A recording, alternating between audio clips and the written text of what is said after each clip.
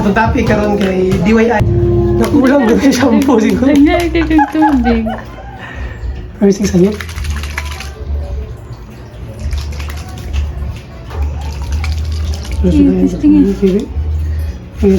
Ano, dito lang kay itong suryan, Bi.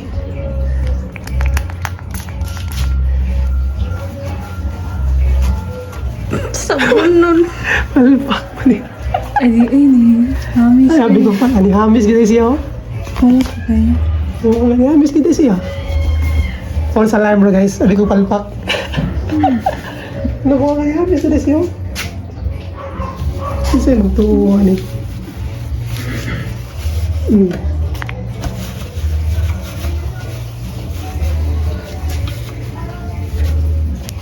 Oh, ani hamis kita siya. Dari ka. May tagilan ni Ria bigan ang buya tagiriya ng nagugaw. Nagugaw ng area.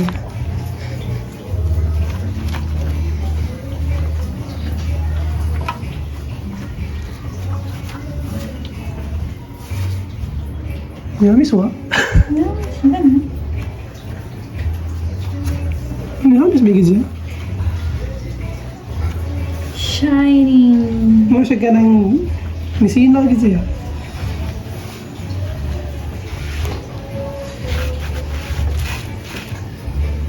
Oh guys, sino siya? Kami may, diri ang sa akin. Asa na? Tapos lang naman. Diri nga.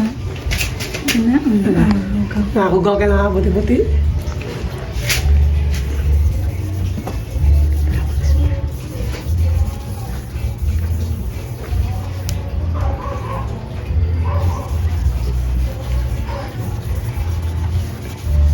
Sumali siya. Sino ba? Sino? Nag-i-zoom sa camera. I-zoom sa camera. Sa kan cellphone ba? I-play po yung gamay. Namis mo? Hamis nga, pero natural naman nakabasa man. Ang watay ba ang ba kung manala, hindi ako. Sige, ito ako tanuga.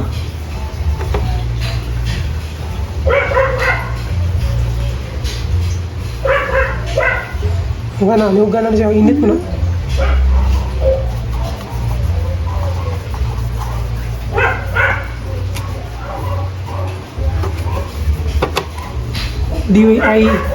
DIY, kung ano siya? DIY nga, wax.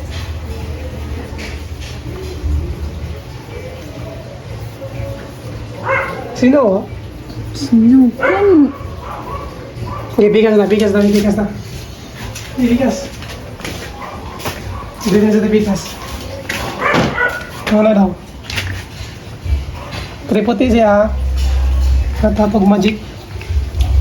Magic. Magic gatas.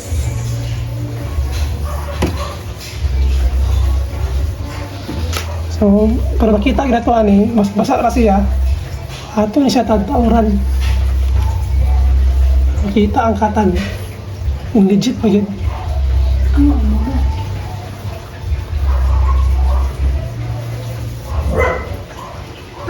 Actually.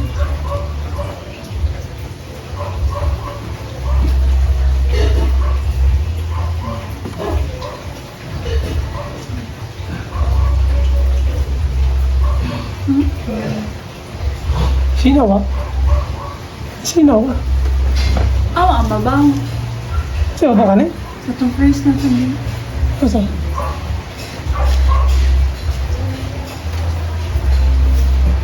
Ni sino ba siya? Nawala puti-puti. Ha? Dahil ka rin. Kita puti-puti din? Kita siya ata sa rin din.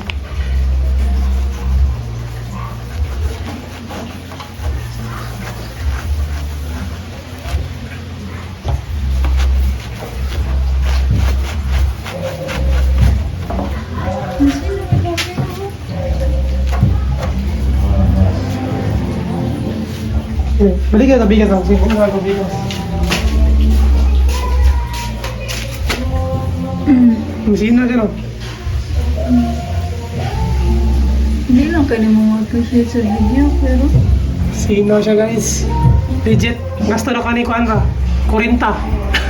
Niya ako ano gid siya ganang organic. Don't panic, it's organic. Organic release siya. So sige, mag before and after ta manok ani mag. Kailang na sige video ko. Ako na may forward. So ako nag-change. Yan lang video lang.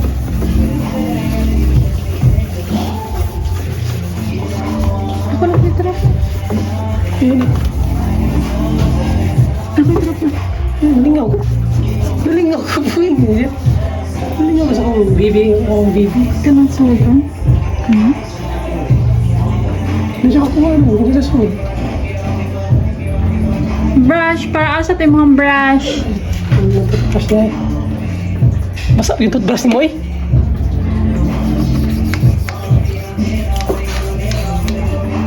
Bula-bula, yung toothbrush ni mo. Paihita si daw ng toothbrush yan.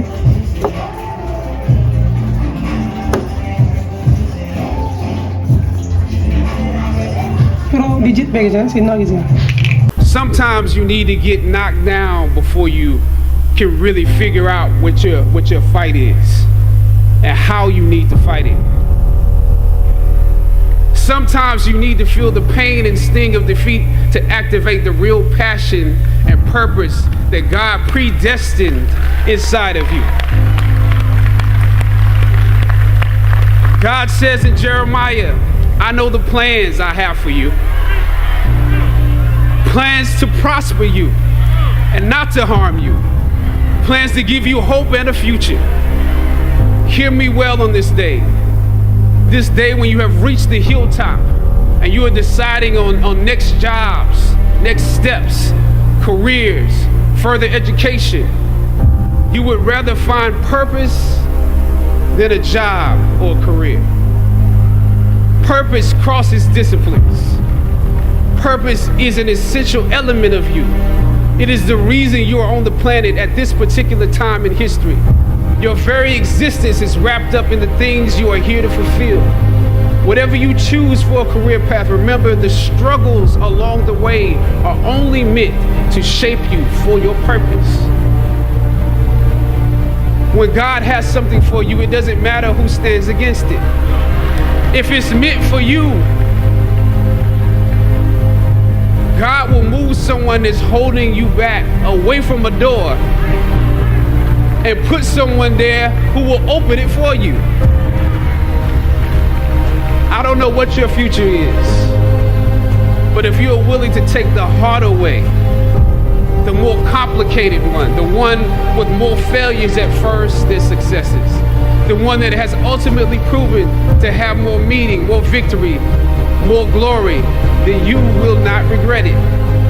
Press on with pride and press on with purpose and appreciate what God has brought you through.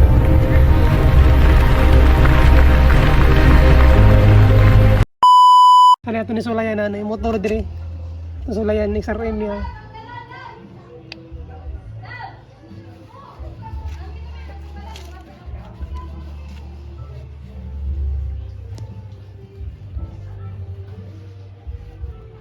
Niya sawan. Di ba sa'yo na lang na?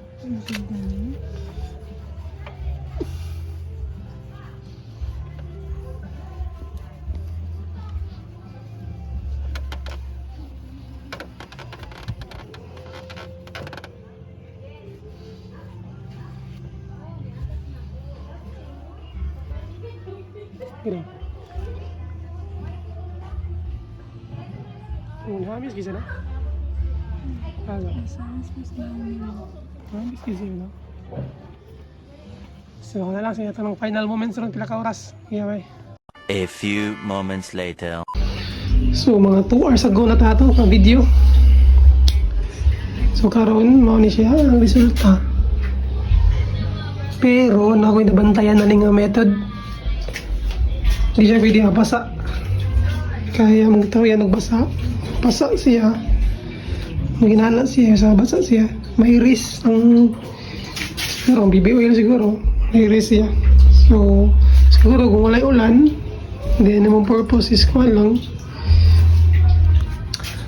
Pasinaw. Okay ra siya. For me, okay ra. Okay. Hindi mo siguro kayo kukuhan good. Kaya kung VS1 mo nga, para na ako ang VS1 isog kayo. Akong waves ako na nadaot ng pinta na ito niya kay tungkol sa VS1 inipis. Siya nga niya. Ano siya? So, dili siya advisable nga ulan or mabasag tubig kay may risk. So, better agad siya nga init. Kung may lakaw nga ka ng mga kung na may mga pasinaw gusto nga dinalian, at least na ka-idea. Nakapare ano, nabasa siya tubig. May risk siya. Pero actually, sinobya agad. So, parang naka-worth it. Barato na sa biya. Natural. Natural lapad siya. Ano siya? Tapos na. Yung atong Babyoil experiment. Ang uban, may katong suka, may katong engine oil. Siguro, mas pilito siya, pero hindi ko mo-prefer ato kay isog yan ang suka. Makakuha ka rin siya taya. Ano siya? Sinara ka siya. Hindi siya pinabasag ulan. Para rin siya sa rides karon Saturday sa muang Middle Yen. Okay, 400. So mag-vlog na sa go, siguro ugma. Kay 1,000 kilometers na ta. 1,000 kilometers. So makatag kong feedback. 900. 3.9. So makatag kong feedback ka na. Tatuwain kay 400 mga advantages o disadvantages. So, mara to. So, bottom line is, para na ako worth it siya. Kay barato na good. Disadvantages na niya is, hindi siya pwede ang basa. So, pwede na siya kung init. Summer, ang inana. Madalian, emergency. Emergency ka pasinaw. Mara na. So, let's go!